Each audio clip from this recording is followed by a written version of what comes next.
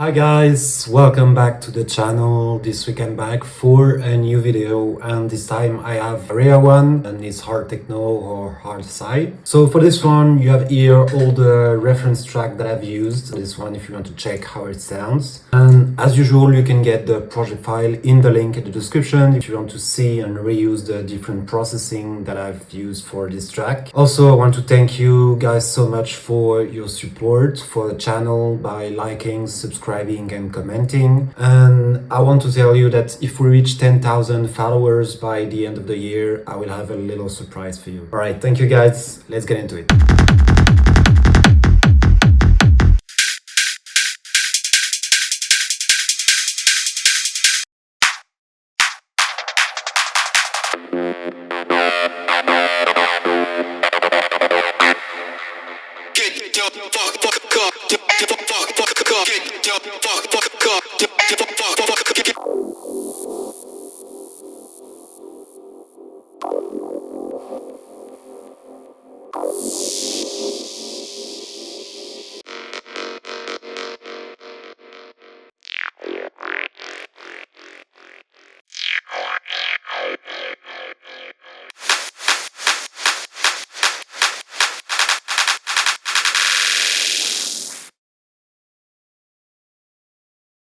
Alright, so as usual I'm going to show you the kick and bass first, because really this is the staple of my track. So of course I have lots of group processing and I'm going to try and explain really the principles, because there's lots of different effects.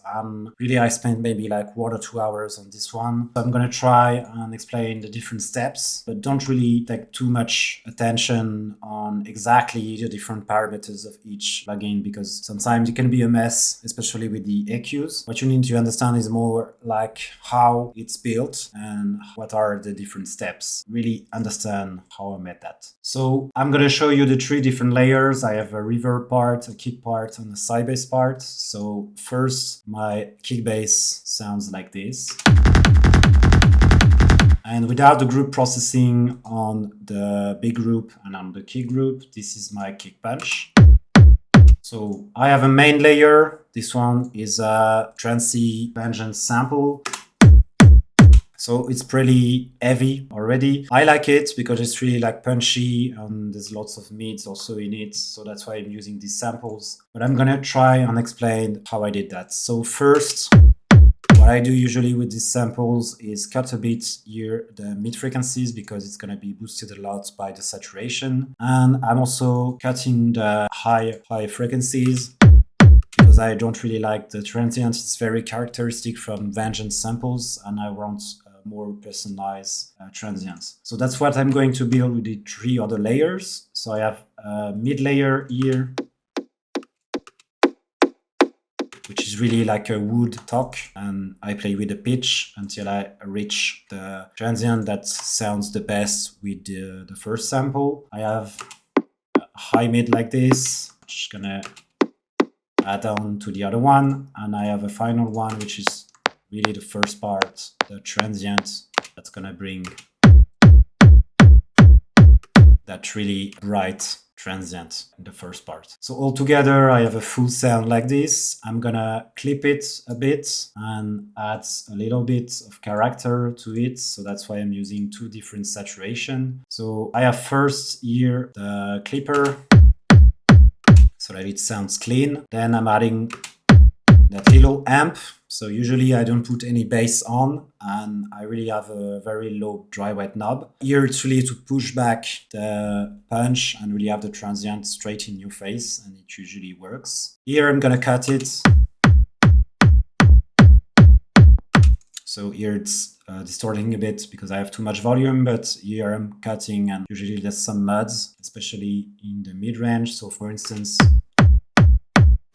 so you have this boxiness in the mid frequencies that I like to withdraw. I have here a very slight reverb. This is usually just to make it more natural. Here I have this sidechain. It's just to make sure I don't have anything on the offbeats, because this is going to be the space for my side bass. I put it in mono here. I thought it was better, and I like especially to really hear my transient in the center. It's really important. here, lots of work with the EQ. It's really to make it more natural. And again, I had also some boxiness and more resonances in the mid-range. So here there's a lot of EQ, but actually it's because I went back and forth with the group processing before and after. So that's why it's a bit of a mess, but really try to understand that I'm trying to hear the frequencies and see where I have too much of the sound. I'm really trying to hear what's punching first when I hear it. Here I hear something in the low mids, but if I do this, the first thing that's punching is really this boxiness sound, this resonant sound in the mid frequency, and I don't like it, so that's why I cut it. Here a bit of distortion, EQ3, just a slight EQ here, and sometimes it flips the phase and I like it, and a final EQ. Again, this was when I went back and forth between the different layers. So this is my kick punch without the group processing. Here I have another layer. This is just a gate reverb. So it's just to add that little room, that little drive to the kick. So here it's just some reverb sound with a sidechain like this. I really cut this because it's gonna clash with the bass. And here, this is my side bass. So for this one, I've used some samples. So I like to use the samples because it really helps me to see what's going on. You can see also the relation between the kick punch and the offbeat. I can see the phase. I can better see actually what I'm doing. So that's why I'm using those samples. I prefer that to MIDI. And also here, I have split my sound into 3 different layers. So I have a low layer, a mid layer, and a high layer. That way I'm going to control exactly the 3 bands, and it also allows me to make some different groove and different sidechain. And this is really important to make a very unique side bass and something that's going to feel more natural. So you can see here on the group, without the group processing, I have here a very straightforward sidechain. I don't want anything with the punch because this is the bass sound. Boosting here the sub because it was a bit lacking. Then I have the mid layer. This one is sidechained differently and it's more natural. I don't do this completely because otherwise it's gonna be a bit too abrupt. So that's why I do like a sidechain, mixed sidechain like this. It's gonna feel more natural. I have a bit of high end that's gonna pass through and it's gonna have a better movement. I'm using the amp for the character. You can really hear it. Really adds that crunchiness. And then I have some different EQs, especially here. You can feel some resonances like this. I went back and forth again, really hearing to boost the right frequencies. And I have a final one here, more in the high end, and again, different sidechain. This one is, again, even more natural, really like letting it go through and having something that really gives some speed to the bass. There's a lot of character in this one, and then it's the same processing. Altogether, I'm gonna glue it. Actually, the really important thing here is the reverb, because without it, it feels a little dry.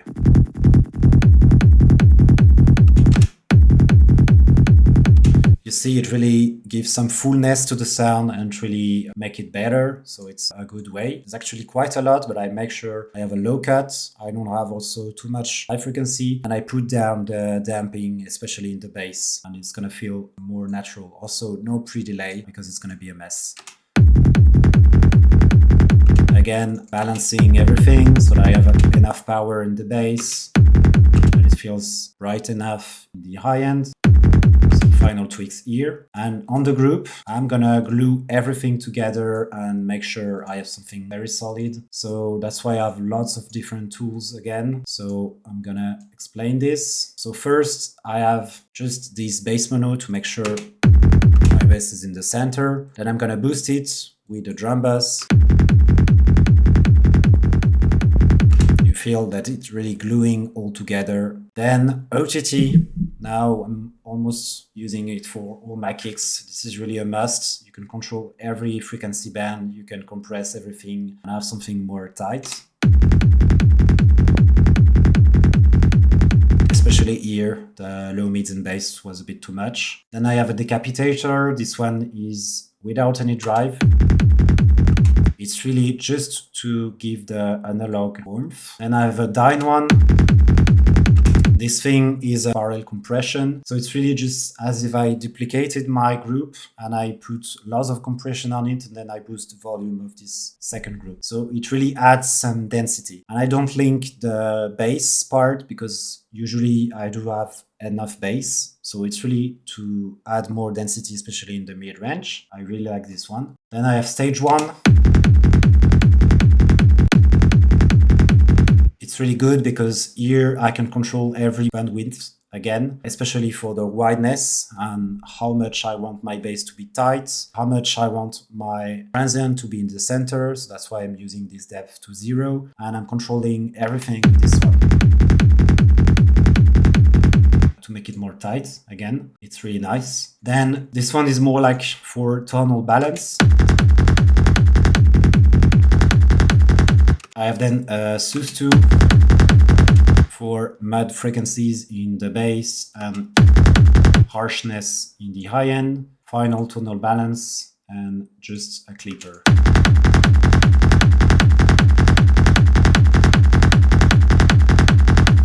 And that's pretty much it for my kick group. I have also a few variations here on my kick. So of course I make sure it comes slowly in the intro with the frequency automation. Like this. Then boom at the drop. I have also some variation here with my side bass.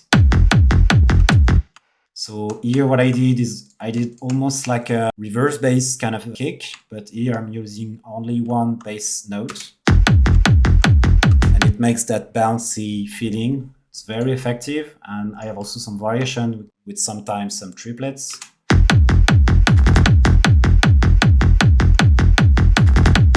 So that's what I did here. I have also some reverse sounds. So I just render the kick to audio and I use the reverse kick.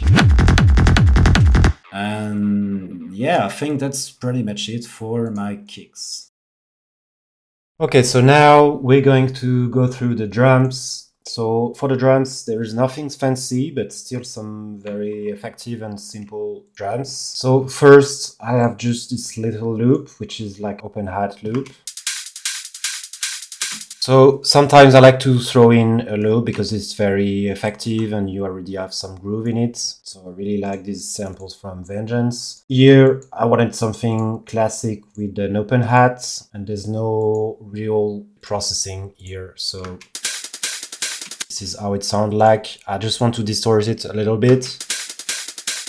I'm adding a slight plate reverb, a slight delay, just to add some room. Then I'm sidechaining pretty heavily here. I don't want to clash too much with the kick. Then I'm sidechaining. So here I have lots of mud frequencies here. I don't want to keep that because I'm gonna need some space for my acid bass line or for the other elements of the track. And then there's just a final sus for the harshness. And I just want to put it back a bit in the center. So that's pretty much it for its drum. Then I have the hi-hat. So here it's 2 layers. So I've made this pattern, which is basically humanized. There's also some velocity randomness. I use like a closed hi-hat from a drum machine, and then I'm just applying exactly the same processing. So a bit of saturation to make it more rich, slight plate reverb, delay, sidechain, just an EQ, same way. So this one is a bit more heavy.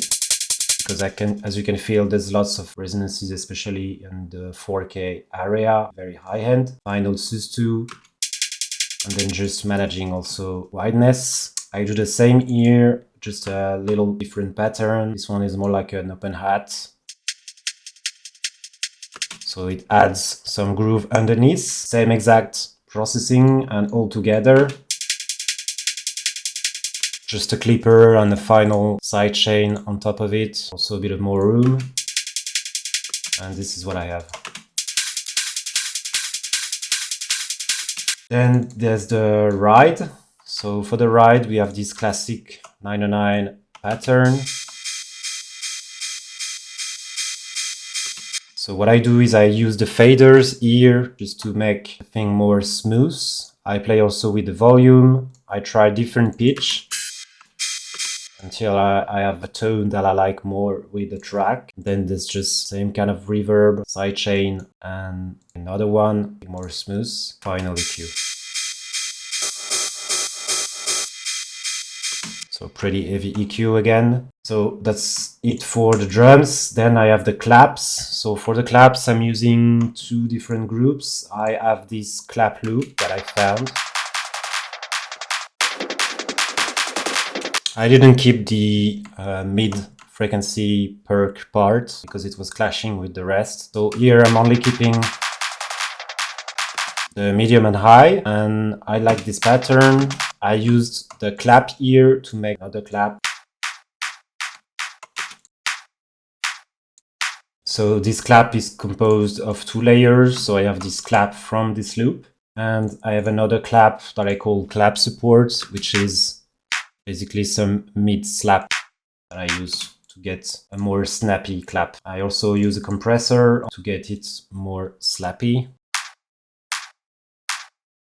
Like this. And all together I have this clap. So you see it's really less thin with this clap 909. It's really more strong. And both together I play around with the pattern. At some point in the track it's just a clap, normal clap, and then having this clap loop. I'm playing around with those patterns in the track. So now we have the harmonics, which is basically the leads of my track. So the main lead is an acid lead. So I've made up this pattern.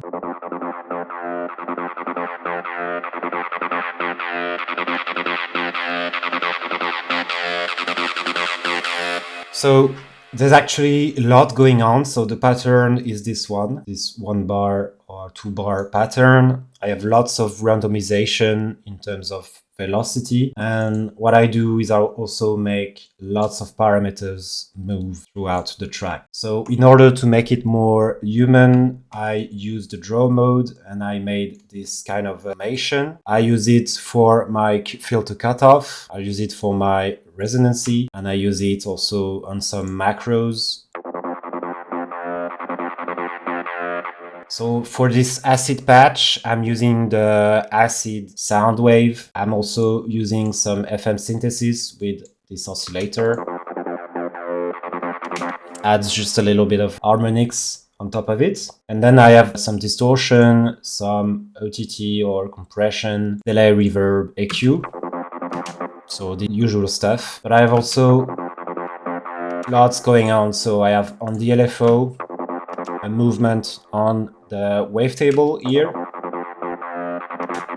so that it moves. I have also a movement on the cutoff of the filter, and I have all the movements that I've made with those automations. I can also play here with the envelopes, and that's what I did here with the cutoff. So basically really messing around all the parameters to make something more lively, more human, and something that is more pleased to ears. In terms of processing, I have some saturation here with the Camel Crusher, with the amp.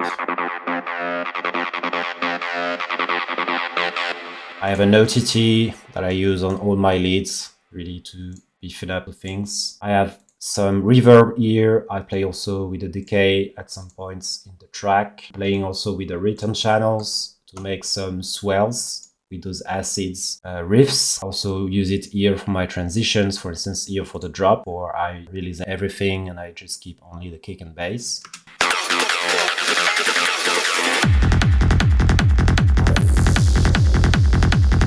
For instance, and yeah, I think that's pretty much it. Then sidechain, just the delay, reverb, really important. Without it, it's really dry. And yeah, that's pretty much it for this acid. Since I have lots of variation in my automations, I also use these dynamic EQs And this allows me to manage the volume depending on the different automations that I apply. So that's it for this acid lead.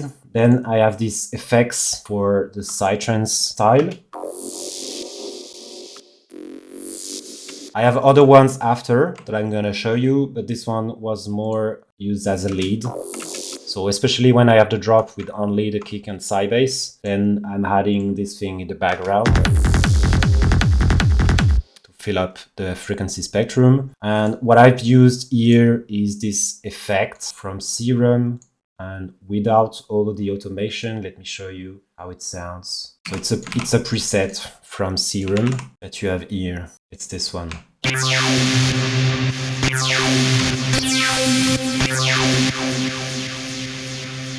But I actually changed a lot of things. So I changed the cutoff, the way it was positioning on the wavetable, and I'm also adding lots of reverb, and I'm playing around, messing up with the different parameters.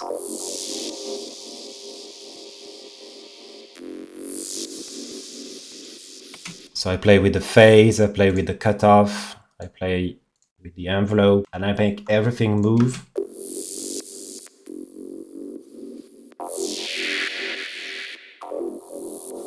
Different kind of effects. So you will have the patch, you can just play around with it and understand how it was made. It's hard to say exactly how I made it from the init patch, but actually I just played around with the cutoff and with some parameters.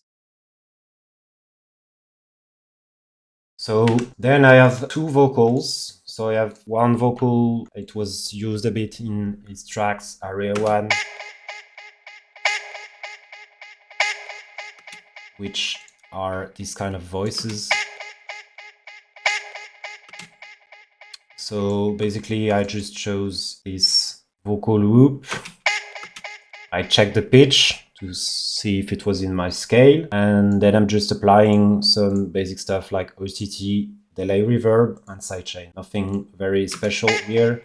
I'm just taking the time to really cut the frequencies that was resonating and sing it to track. Also making sure the attack was a bit more smooth. Then I'm playing around with this vocal in terms of rhythmic. So here it's a bit slower, here there's actually two of them. And I'm playing with this rhythmic with the other vocal here.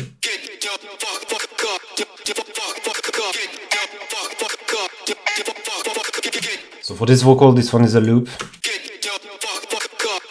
So these are chopped up vocals from Raveyard sounds, and I'm applying the same processing. I like this vocal, it was fitting well with the track. Here I'm chopping up just differently.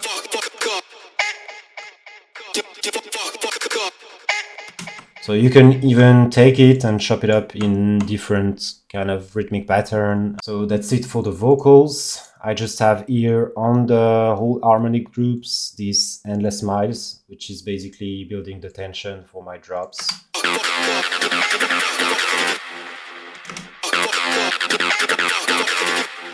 So this is basically making a sweep up with lots of reverb and lots of delay, and it's very effective and easy to use to make directly inside your groups, your different transitions.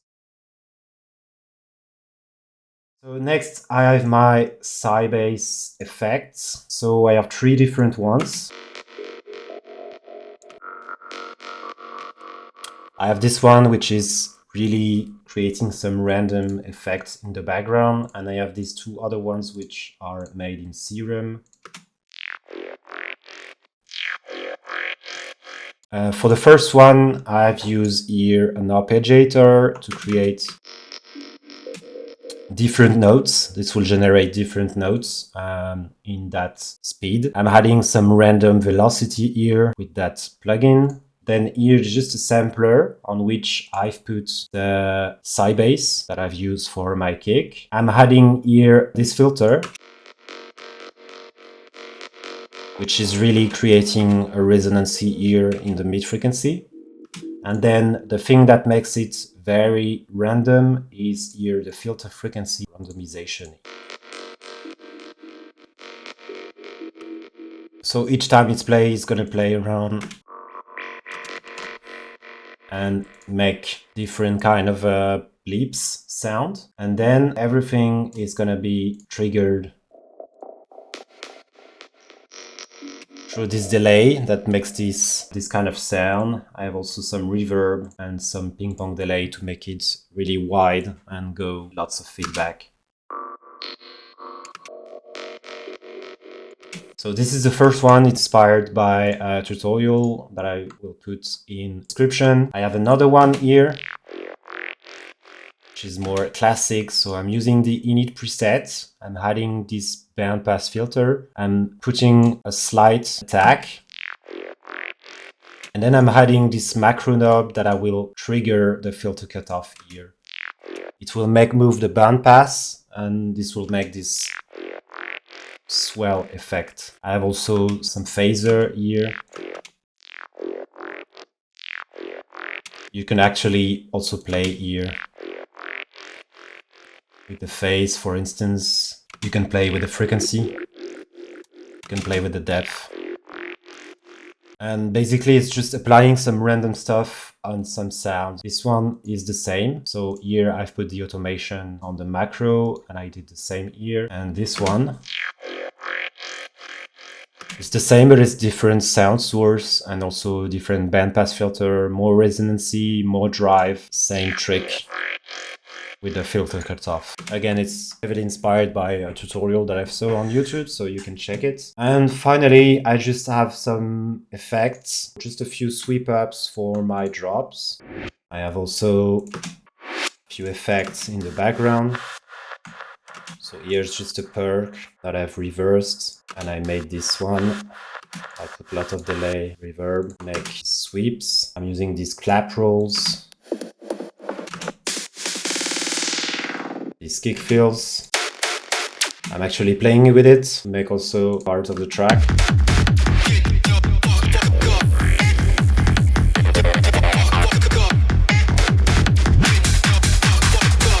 I have these clap build-ups, these sweep downs. So lots of different effects that will add more intensity, and it's very common in hard tech nowadays. Use them pretty much to fill up your track. All right, guys, I think that's pretty much it for this track. So thank you guys so much for your support. Let me know what you think in the comments, and I see you in the next one. Ciao, guys.